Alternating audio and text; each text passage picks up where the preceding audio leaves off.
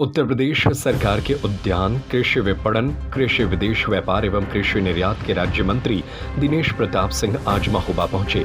अपने एक दिवसीय प्रवास के दौरान सबसे पहले उन्होंने जिला अस्पताल पहुंचकर ब्लड कंपोनेंट सेपरेशन यूनिट का उद्घाटन किया, जहां ब्लड की एक यूनिट को 4 अलग-अलग हिस्सों में बांटा जा सकेगा, जिससे आसानी से मरीज तक ब्लड पहुंचेगा।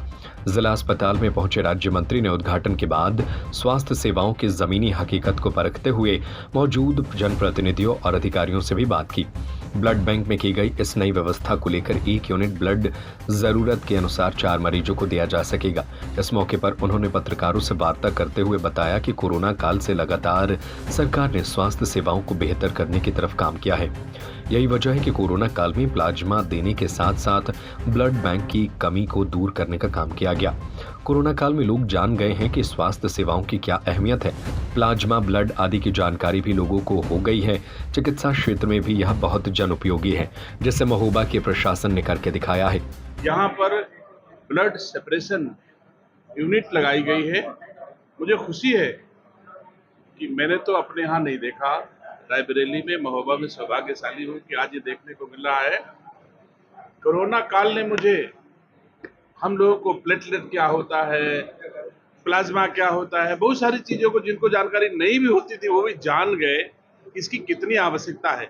और अगर प्लेटलेट्स और प्लाज्मा हमारे यहाँ निकाल करके और लोगों की ज़रूरतमंद लोगों को उपलब्ध कराया जाए तो ये बहुत ही अच्छा काम होगा, बड़ा जनोपयोगी है। और चिकित्सा क्षेत्र में मैं समझता हूँ आज की तारीख में इसकी सबसे ज़्यादा महत्ता है। संसद में ओवैसी द्वारा फिलिस्तीन जिंदाबाद के नारे पर पलटवार करते हुए उन्होंने कहा कि एक वर्ग के भरोसे वह संसद में पहुंचते हैं और देश के संसद में खड़े होकर ऐसे देश का समर्थन और जयकारा कर रहे हैं। इसे भारत का कोई नागरिक स्वीकार नहीं करेगा। इसमें विधि अनुसार कार्रवाई होनी चाहिए।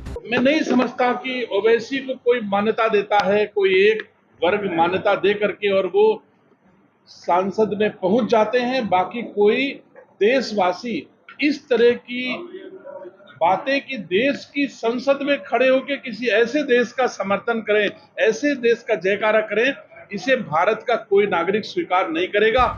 वहीं यूपी की कई सीटों पर होने वाले उपचुनाव के सवाल पर उन्होंने कहा कि भारतीय जनता पार्टी हो या जनसेवा, दोनों के लिए सदैव तैयार रहती है। भाजपा की चुनाव लड़ने वाली फौज हमेशा चुनाव के लिए तैयार रहती है। बीजेपी दुनिया का सबसे बड़ा परिवार और पार्टी है।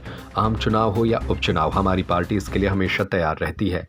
भारतीय जनता पार्टी चुनाव हो चाहे जनसेवा, दोनों के लिए सदैव तैयार रहती है। हमको कहीं से तैयार करने की जरूरत नहीं है। मैं दुनिया का सबसे बड़ी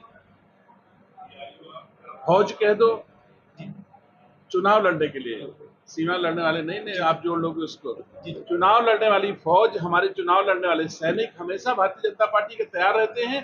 और ये सब कोई जानता है, ये दुनिया की सबसे बड़ा परिवार है, सबसे बड़ी पार्टी है, सबसे ज्यादा जनाधार वाली पार्टी। तो हम